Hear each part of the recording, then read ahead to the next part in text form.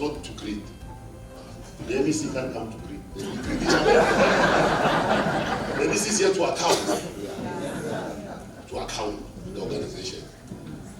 Like I was saying yesterday, he's now in a new role, not only CCP, so he's not coming to come here and define the National Democratic Revolution. We have defined it already. He's here to account the organization. This is how far we've gone. We expect no less, comrades. We expect no less. Our standards are very high in terms of accountability. When the MEC is Comrade Bonagele Majuba, and it's our honor to welcome him to the stage. I'm sure comrades will welcome him with a song. Yeah. Thank you very much. MEC, you are welcome.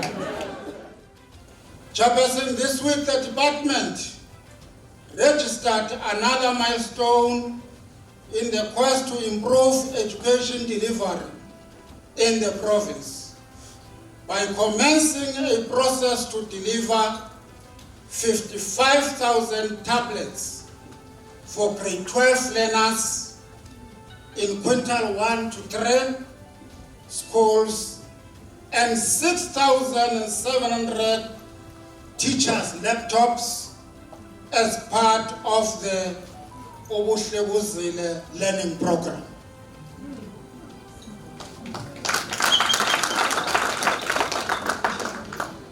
We are doing this because COVID-19 has shown to us that it is very important to embrace e-learning, that is technological teaching and learning. And that will enable teachers to be able to teach learners even if they are not in class, virtual. In some years back he said there is no point of teaching a black child mathematics and physics because it's a waste of time. Those people are going to be hewers of wood and drawers of water. It means that the issue of not teaching black people mathematics and science was part of a plan of the apartheid colonialism tactics in trying to make sure that we remain where we were, just people who get trained so as we can become workers of the white race at that time under apartheid. President, I decided to respond to a song because a song, Yakulum,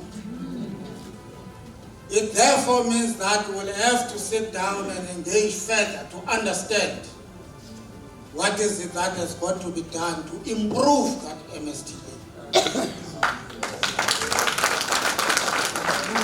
If there is a lack of resources in those different schools, we have to address that.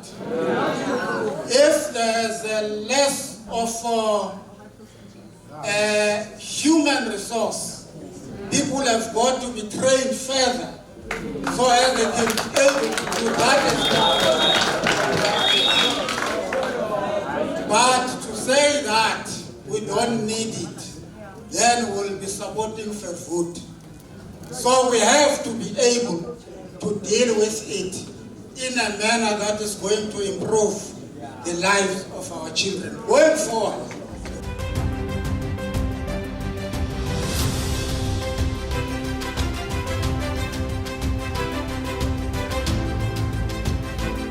Well, we are quite happy that we came to the conference of SADTU, and it looks very stable and peaceful, and it tells us that there are people serious at work with an intention of contributing towards a smooth education in the province. Of course, the trade union, they are representing the rights and interests of their members.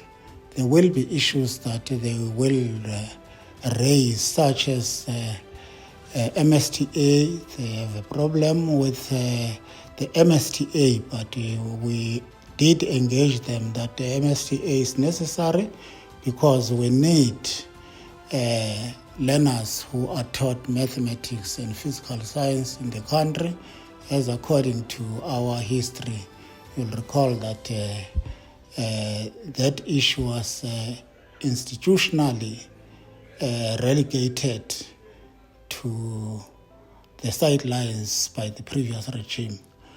What then we can also state, we also stated them to encourage to them that they must utilize the e-learning tools that we have given to them, because we have given more than 6,000 laptops to teachers and more than 55,000 tablets in the province to learners, and that is going to assist them to revolutionize their teaching and learning in schools. So that is going to assist us, if it's done properly, to make sure that the results of our province becomes better. And there are other many issues which they are raising as interests of their members, and we hope and believe that those other issues will be dealt with in bilaterals and also in chamber, where there are continuous negotiations to deal with issues that from time to time will erupt, and they be dealt with at that level. As SADTU in MPUMALANGA, we're meeting here at our 8th provincial conference. It's an elective meeting. We will elect new leaders for the next coming 4 years. But also at the same time, we're also assessing the state of education within the country, assessing the balance of forces within the country, and we'll be able to chart the way forward after that. Secondly, we are concerned about the maths and science and technology academies within the province, and it's quite a serious issue here with the conference to see how we can improve, because our learners historically have not been doing maths and science, but we want that to improve. But at the same time, we want the department to come to the party and ensure that all these schools are properly resourced.